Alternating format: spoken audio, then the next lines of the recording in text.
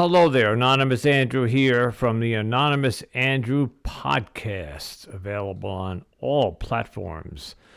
So while I juggle between YouTube and the platforms for podcasts, which is obviously audio only, this has been a very interesting journey over these past 6 to 8 weeks, I guess. I've been working on this.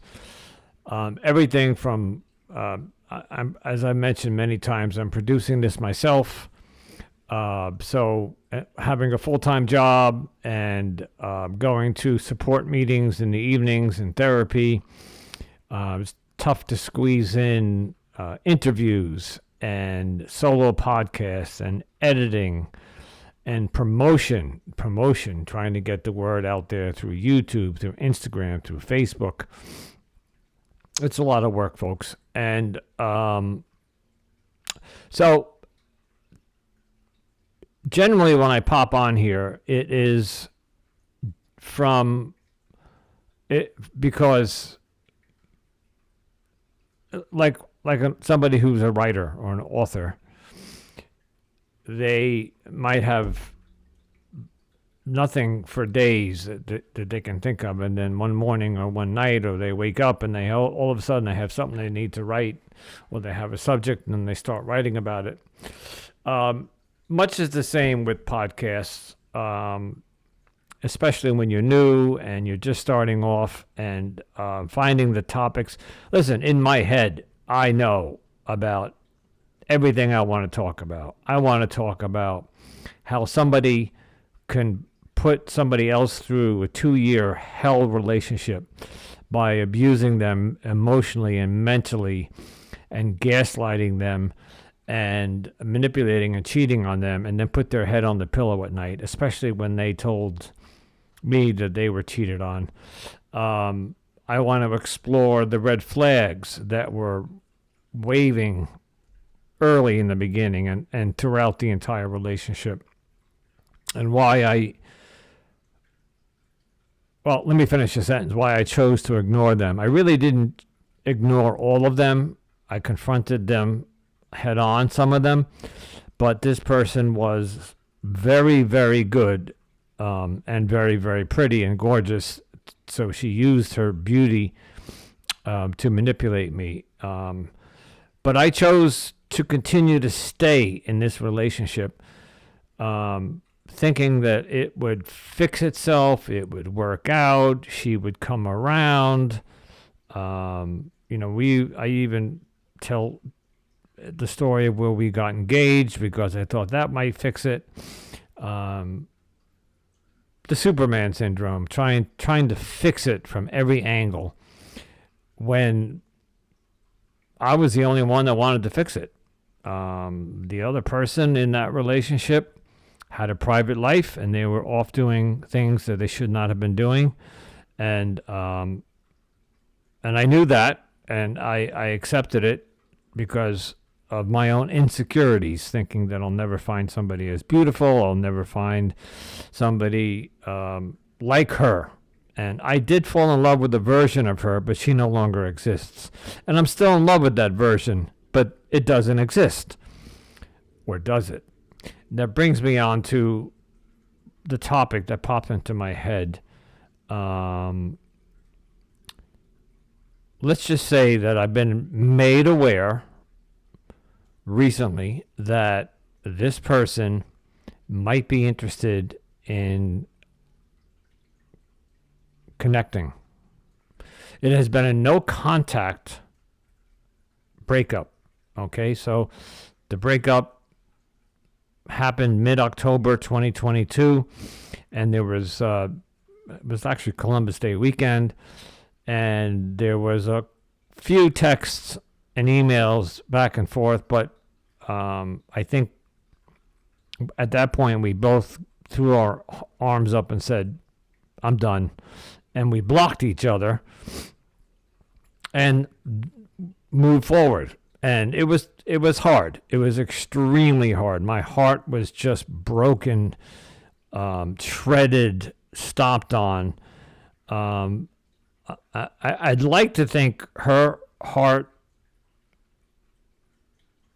was hurt too, but I'm going to put the blame on both of us, because had I walked away earlier when I saw the red flags, and when I confronted her, I got these convoluted answers or lies or manipulating or diversion. I stayed, and I could have. So this is partly my responsibility, and I'm not one to point fingers. If she wants to own up to her part of the issue in that relationship, you're more than welcome to come talk to me. And but you got to be completely honest and open. And the minute I see a sign of manipulation, deceit, lying, or gaslighting, the conversation is ended and goes back to no contact. That is not an invite, by the way. That is just a statement. Because I've been made aware that this is a possibility. I am not I am not interested at this point, because I have moved on and I have done a lot of work and I have started this podcast to work not only on myself, but to help others and get the word out, because and I have to tell you that between Instagram, Facebook, and emails that I'm getting from other people that are telling me, "Oh my God, I went through the exact same thing." So yeah, my story is not unique. It's a problem, folks. There are people out there with borderline personality disorder or narcissistic tendencies or NPD, and or they're just doing inappropriate things in a relationship and trying to hide it, or just simply cheating and thinking that they can get away with it. Just not acceptable. And I'm in recovery from alcoholism. It's not a secret. I'm trying to keep my life together, and one day at a time, one step at a time, move forward. I do not want to go back to a relationship that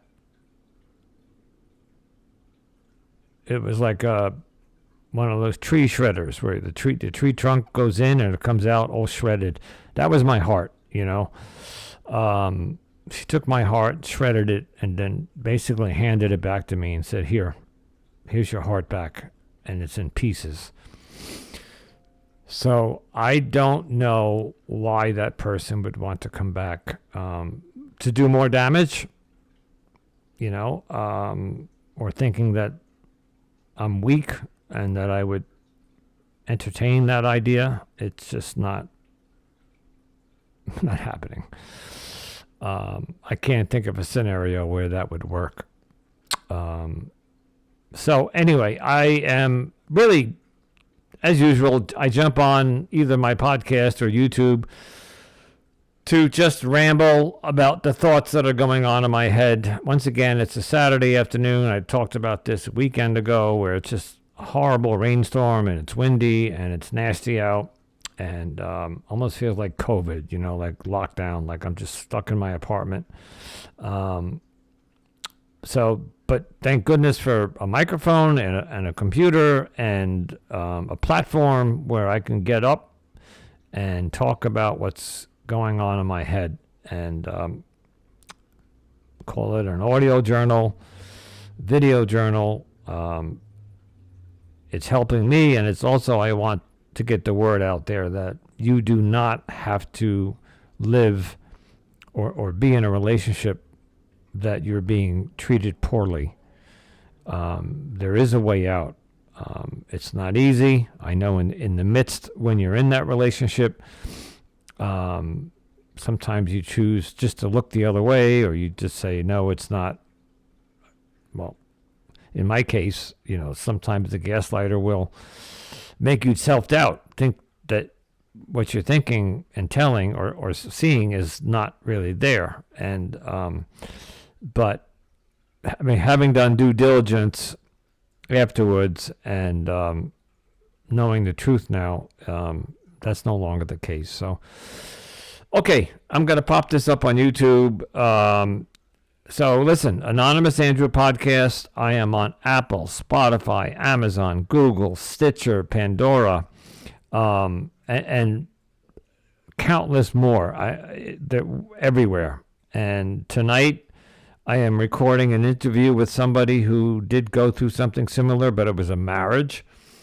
And tomorrow, I have an interview with a therapist, a licensed professional who's going to come on and talk about all of this, and I have a lot more lined up.